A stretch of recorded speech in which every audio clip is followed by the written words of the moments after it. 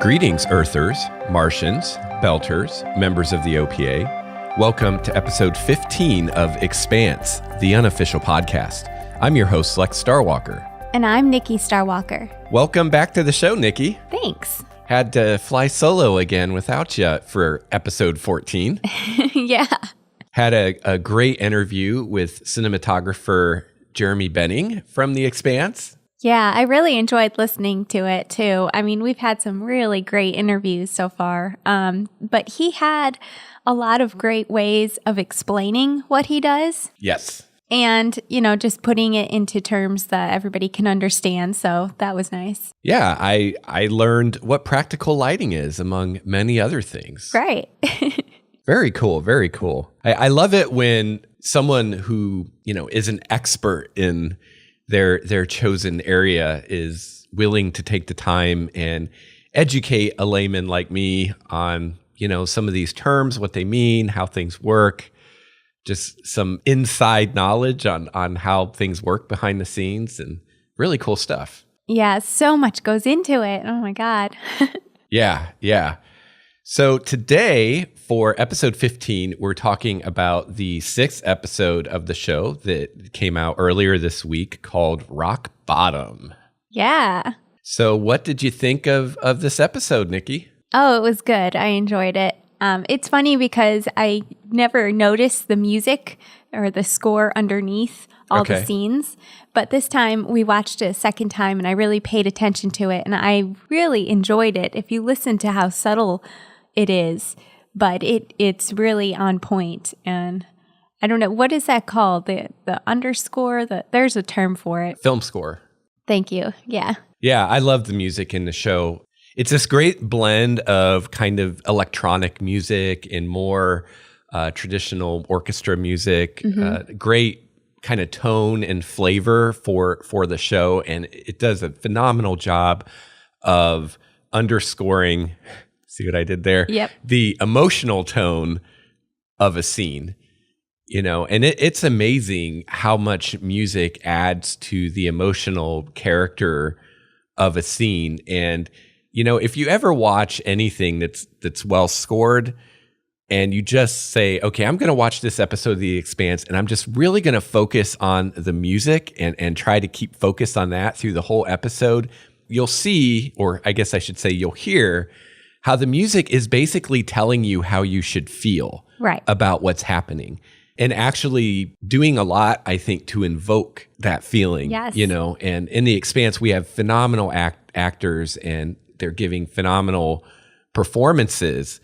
But I think if you took the music out, it would lose some of that emotional impact, because the swell of the music perfectly complements the look in Naomi's eyes, as she looks at Amos and stuff like that. Yeah. So, yeah, very, very well done. And it's funny that you brought up the music because I noticed it as well. In fact, I even have in my notes here, I really enjoyed the music where they first meet Fred face to face. I tend to take notes in chronological order through the episode. So the first thing that I noted was I really loved the sequence of the Rocinante docking with Tycho. And when Bob Monroe and Kaylin Monroe were on, we talked a little bit about how they like to have mechanical effects whenever they can, as opposed to having some lame tractor beam that's either invisible, Star Wars, or visible, Star Trek. Instead, there are actual mechanical robotic arms that do things. Right. And in this particular sequence, they were referred to as the docking clamps. And we see the docking clamps actually grab hold of the ship and pull it in. And it was really cool. And another thing, kind of a neat little detail that I thought was cool was you notice towards the end of the episode when they're getting on the Roci again that they have gravity, right? And you see in some of those outside shots where they show the Roci docked with Tycho, you see how it's oriented in relation to the spin of Tycho and how they have to dock it in the right orientation so the gravity is going the right way on the ship. And it's just those cool details that I love about this show. That's nice. I didn't even notice that. I mean, I remember the scene, but I didn't make the connection. So that's great.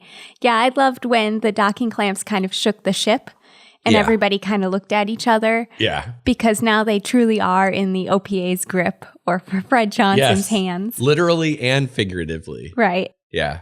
So probably my favorite part of this episode is a particular line from Fred Johnson. And I wrote it down because I love this line so much. Holden and Amos are walking off of the Rosie. They're in the boarding ramp, for lack of a better term. Mm-hmm. And Fred comes to meet them. And he says in his wonderful voice, mm-hmm. "You're either some kind of genius, Mr. Holden, or you're the luckiest dipshit in the solar system." I just love that. That was so great. And it's so that's Holden in a nutshell, right? For me anyway. I was like, yes, exactly. Maybe both. He's both. Yeah. Yeah. Yeah. I think that's it. Like he's both, and we talked about in a previous episode about who is he talking to? I think he was talking with Lopez about how, he was discharged from Earth's Navy for swinging at a superior officer, and how it was because they wanted him to fire on this Belter ship, and there were people on board, civilians, mm-hmm. and how at the time he didn't actually know that. But later, he finds out that there were civilians on board, and so he's like, I was right, Yeah. And that's kind of him in a nutshell too. He makes these kind of decisions that are equal parts emotion and logic, mm-hmm. and kind of makes these leaps of faith or these jumps in deduction, and then he gets lucky and he's right, but in his mind it's just further justification for what he's doing, right? Mm-hmm. He kind of misses the part where he didn't really know and he just kind of got lucky. Yeah. Right. Yep. So, I love that scene. I loved Fred's tactical analysis of the situation and how he was able to deduce that there were no Martian Navy or Marines on the Rosie, because Holden tried to bluff him and say, we've got all these, soldiers on the ship that can come out and cause all this trouble. And Fred reasons correctly that he doesn't, because if he did, he wouldn't have come out with just him and Amos, Yeah. And I thought that was awesome characterization, because it's showing us that Fred has this brilliant, tactical mind. Mm-hmm. He's got kind of a checkered past. He's done at least one thing that we know of that, we kind of like to know more about, where was he coming from? What exactly did he do and why? And what was the fallout? Because It definitely seemed questionable, the way they presented it. And I'm referring to the previous episode when he attacked Anderson Station, mm-hmm. and earned the moniker Butcher of Anderson Station, which Holden referenced in this, and Fred wasn't very happy about. Yep. So we know that, or I guess we don't know kind of where he's coming from, but now we know that, he's kind of a tactical genius, mm-hmm. So that's what he's bringing to the table. And obviously he's got resources and he's got people that follow him. Yep. So in this scene, one of the things that I noticed, which might seem small in comparison to your revelations, but Amos's tattoos were really interesting, because now I'm starting to pay more attention to the tattoos. And he, on his left arm, has this kind of monster with horns. I don't know if it's like a devil type creature or what, but he also has a pin that seems to match it. And I was wondering about his pin in an earlier episode, and now I just I want to go look up pictures and find out more about it. But I love how tattoos seem to have some importance in this world. Yeah, and we've seen already, we're only in the 6th episode of this entire show, mm-hmm. and we've seen already that the smallest thing is there for a reason. Anything from Holden grinding a match head into his coffee, to the tattoos on the Belters' necks, to, I'm going to go out on a limb and say Amos's tattoos. Mm-hmm. I'd be willing to bet money that in a future episode, we're going to find out why he has that specific tattoo and that specific pin and what they represent. My guess right now is a gang, perhaps. Yeah. We learned in this episode that he grew up basically in a brothel, it sounds like. So, we have a little hint as to some of his history before the story starts. But speaking of the tattoos, I wanted to mention that, we discussed on a previous episode the tattoos that a lot of the Belters have around their necks. Right. And you had theorized that it had something to do with their helmets. And we find out in this episode that you're right. And that I don't know if it's just certain helmets or the earlier helmets or whatever, but I think it was Dawes mentioned how it would actually burn their necks. Right. So my assumption is that, you have like the old time Belters that have these burns. Yep.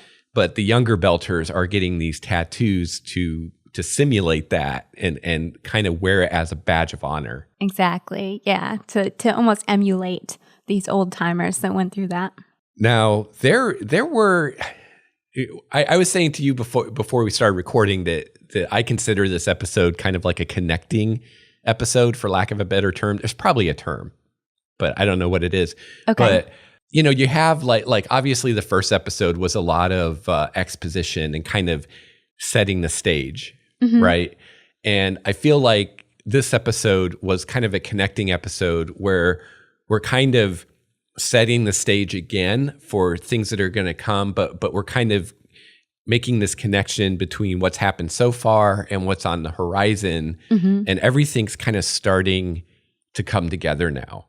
So maybe not a lot of like big moments in this episode, although I think there were some. They were just a little more subtle than like a flip and burn. Yeah.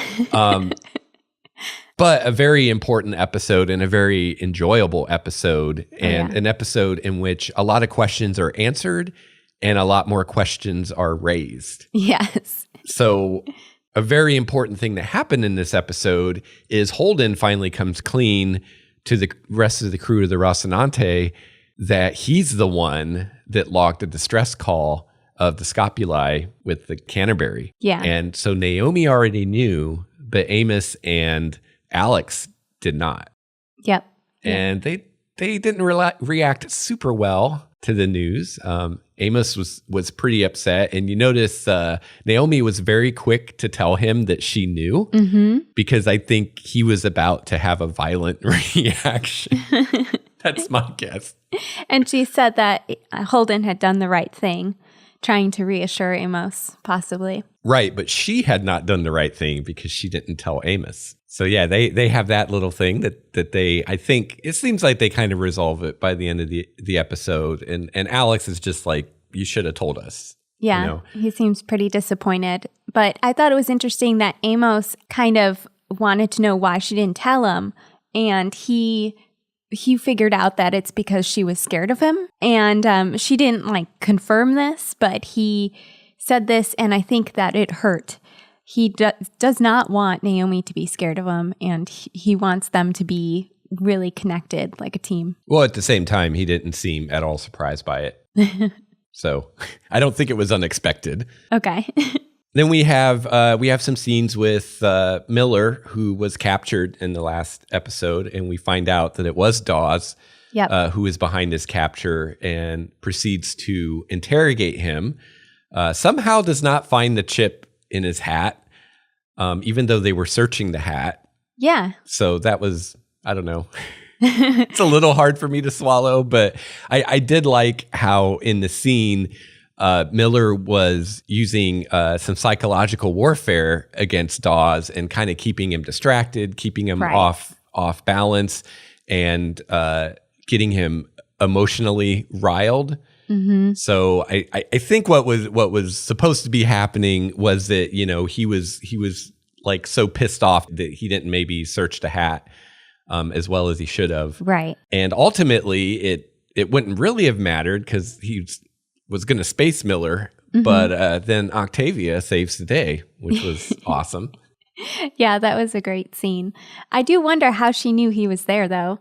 I guess she just deducted it. Yeah, she's probably keeping tabs on him. Yeah. So another, I think, really important moment in this episode is Naomi and Holden have their first drink together.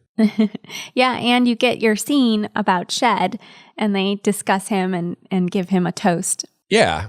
Alex and Amos weren't there, but at least we got something from Naomi and Holden, like some kind of acknowledgement of this thing that happened. Right. But, for those of us that are familiar with the books, I think this moment of them having this drink together is a pretty big deal, because this is a clear benchmark on the arc of their relationship, for lack of a better term. And this is the moment when we start to see them kind of bond and have a mutual respect for one another. And yeah, there'll be many more drinks to come. It helps that now everything's laid out and is on the table and everyone knows what Holden did.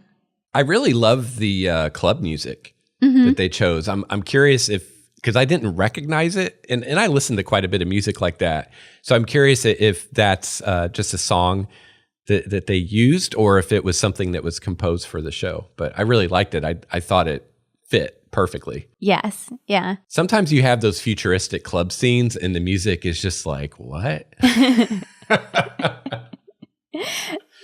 In this episode, we saw Diogo again, and he was with his uncle Mateo on the ship, on Mateo's ship. And I guess Mars found them and kind of jumped down their throats because something on their ship was expired, the transponder code. Yep. And I kind of liked how you saw the interaction between Mars and the Belters. It was like, this is how the Belters sees Mars. And Mateo just kind of laid it out, and they're just constantly on them, and Mars has it great, and the Belters are starving. Well, and they're being total dicks, like the Martian military specifically. And, I think you see a lot of parallels between that and like our police here in the United States today. How when you give people guns and power, how it's very rare for that not to end up being a problem. And yeah, I mean, these Martian Navy guys are just being total dicks and, going way above and beyond their duty to enforce the law and kind of condemning these guys to death for basically the equivalent of their driver's license being expired. Mm-hmm. Which is not a punishment that fits the crime, right? Yeah, and I think they even tried to blame them for the Donager. Like, all Belters are responsible for that. Well, the one soldier said that, the Belt took responsibility for the Donager or claimed credit for it. So, yeah, they kind of all deserve what they get. Mm-hmm. So, again, we see this, unfortunate human tendency to label people in groups and define groups other than your own group as the other and proceed to dehumanize them. Right. And it's like this mental trick of, well, if I can trick myself into thinking this person isn't really even human because they're so different from me, then I can do whatever I want to them and I don't have to feel guilty about it. Yep, that's it. And by the end of it, Mateo essentially blows up their ship and leaves poor Diogo floating. Well, I don't know that it wasn't clear to me if he actually damaged the Martian ship at all. Watching it the second time, I mean, we see the rocks flying towards the Martian ship, and then it looks like the Martian ship launches a torpedo. Mm-hmm. And then we're back with Diogo, and we see an explosion, which I'm assuming is Mateo's ship. Okay. But to me, even seeing it the second time, it was a little unclear. I'm like, did the Martian ship take any damage or not? Mm-hmm. It was, I don't know. I'm sure we'll find out later because that's something I've noticed. I guess we already kind of mentioned it, that so far in the show, every time there's been something where I'm like, I'm not quite sure what happened there, or I'm not quite sure what's up with this. Usually within an episode or two, it's revealed or made clear exactly what happened. Okay. So yeah, like Bob said when he was on the show, this show demands your attention. Yeah. And it's amazing how many of I would say the majority of negative comments I've seen about the show are from people who obviously aren't paying enough attention. Mm-hmm. And, like there are people that want subtitles. Yeah. For the Belter, and it's been explained by numerous people that, anytime you need to know exactly what is being said, you will know exactly what is being said. And the other times, I mean, I've yet to see an exchange in Belter where I didn't have a pretty good idea what was going on between body language and context, and tone of voice and all that stuff. It's like you don't need to know word for word what they're saying to get the gist of the conversation. And personally, I don't want subtitles. Yeah. I don't think it needs it. And then you're paying attention to the subtitles as opposed to the actors and what's going on in the scene. Yeah. Yeah. And the actors can tell you a lot with their gestures as well. Yes. Gestures have a lot to do with the language itself. It complements it. For instance, when Diogo was confronted by the Martian Navy, he had this sign up. It was like an okay sign, like everything's cool, don't harass us, Yeah. Which might have been completely lost on the Martians. We don't know to what degree, for instance, Martian Navy officers or soldiers know or understand the Belter sign language. Right. I would assume that anybody that works in space understands it, even if they're not a Belter. But I don't know. I don't think we know for sure. So yeah, you would think that would be part of their basic training. Would be here's the most common gestures in the Belter kind of sign language and what they mean. Mm-hmm. But it kind of depends how high that prejudice is. Right. Right. Because if the prejudice is high enough, then maybe they're like, well, we don't need to know that. It's kind of like in America, people have this idea of, well, they should speak English. And if they don't speak English, fuck them. It's the same kind of thing. Yeah. I liked how Naomi was talking to Holden and he said, why don't you have some respect for the Martians that helped them? And she's like, I have nothing but respect. And she held 2 fingers over her heart. And little things like that are really cool. We were back with Avasarala today in this episode, and just when I thought her outfits couldn't get any more lavish, this one was amazing. It was like gold, and it was beautiful. But I liked how she confronted this guy in an aquarium. I guess she invited one of her old contacts there. Do you think the guy she was talking to at the end, is that Aaron Wright? Yes. Okay. I wasn't sure, but I figured it was. Yeah, so he got alerted to their conversation and brought in. But he gave her the go-ahead and said, just keep me in the loop, right? Yeah. I just have a hard time getting into those scenes. It's just, I don't know. It's political stuff. It's pretty boring to me. And it's a lot of exposition. So. Yes, it is. I mean, I understand why it's there, and it probably needs to be there, but I just, I kind of start to drift away during those scenes. Okay, that's fair. I'm definitely looking forward to future seasons when Avasarala, it will be kind of more in the mix and doing more interesting things than just talking to old white guys all the time.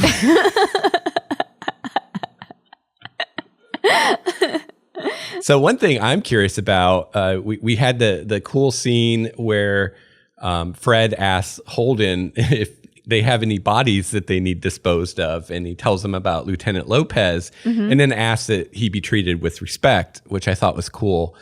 And again, they're all soldiers. Holden was a soldier, Fred was a soldier. So there's this kind of brother in arms. Even though they're all on different sides, right? There's still this mutual respect of we're soldiers. Yep. And I thought that was cool. And we have the bit where Fred removed some kind of chip from Lopez's armor. So I'm really curious to find out what's on that chip. So probably, I'm guessing in episode 7, we'll find out. Because they seem not to make us wait too long for stuff like that. Yeah. And I guess my last thing... Well, one of my last things is at the very end, we see a dude with a cybernetic eye spying on Holden, right? He was spying on Holden, right? Yeah, and Naomi. And that was awesome. Cybernetic eyes for the win. Can't wait till we have those. I'd get one right now. Yeah, and he was one of the men working on the ship. So he's in there. We don't know if he's with Fred or who he's with. And then finally, at the very end of the episode, Miller gets fired.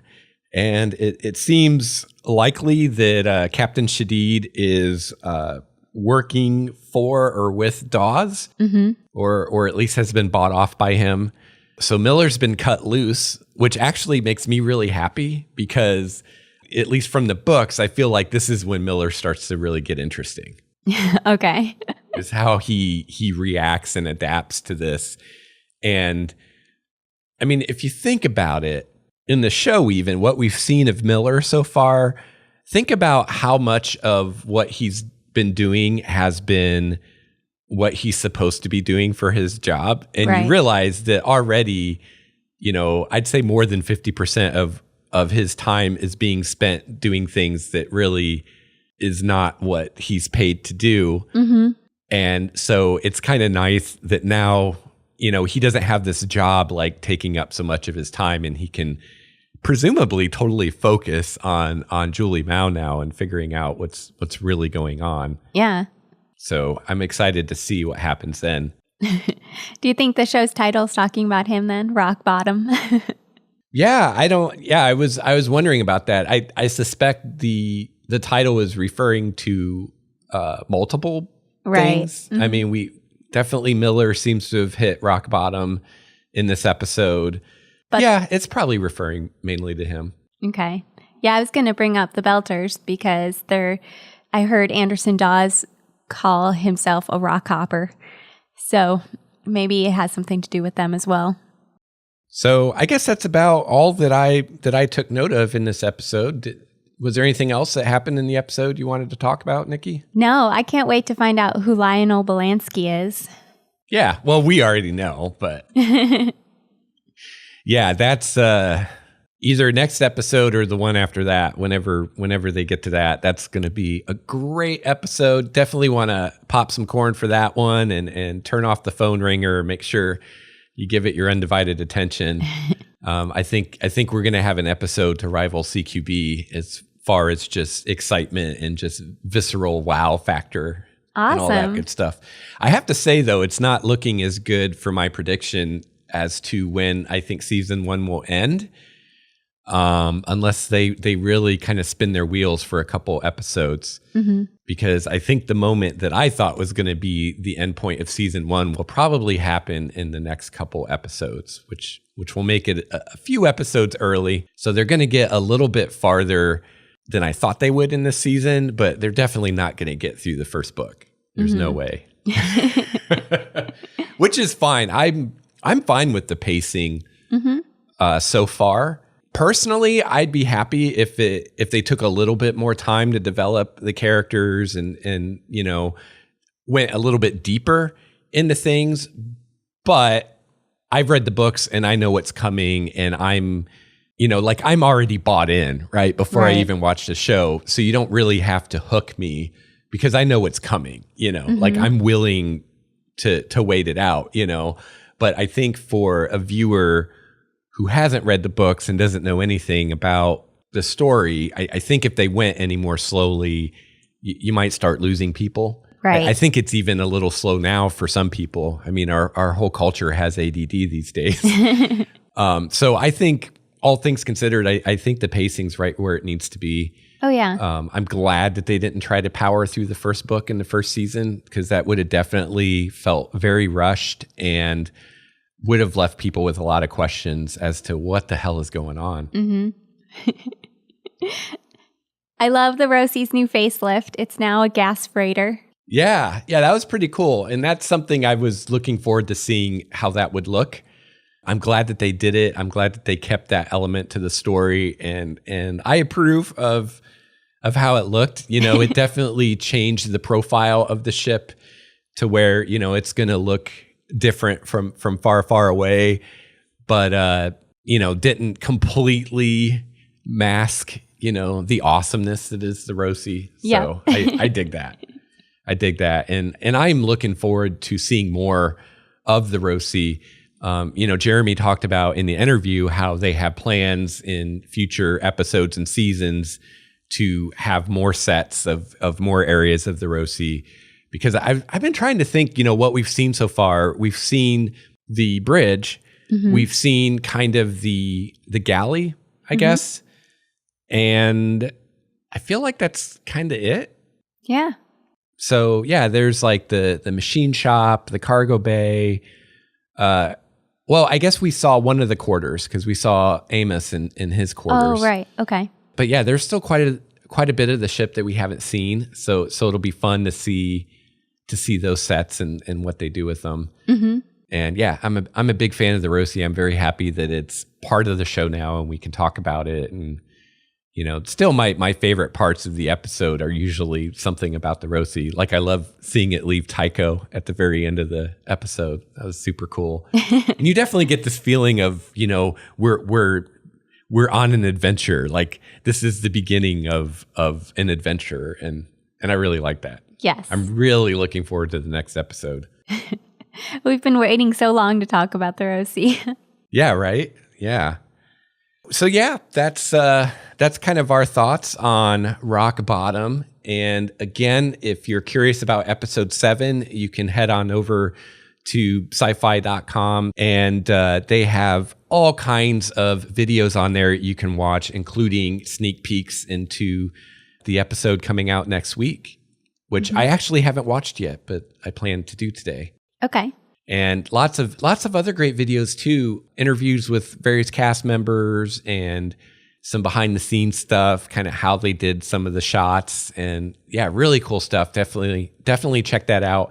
And another great place to go to get some more Expanse goodness is our Google Plus community. And anytime Nikki or I see something of note on the internet, Expanse related, we post it there. So that's a great place to see what's out there and also keep up on the show and hang out with other Expanse fans. Yeah.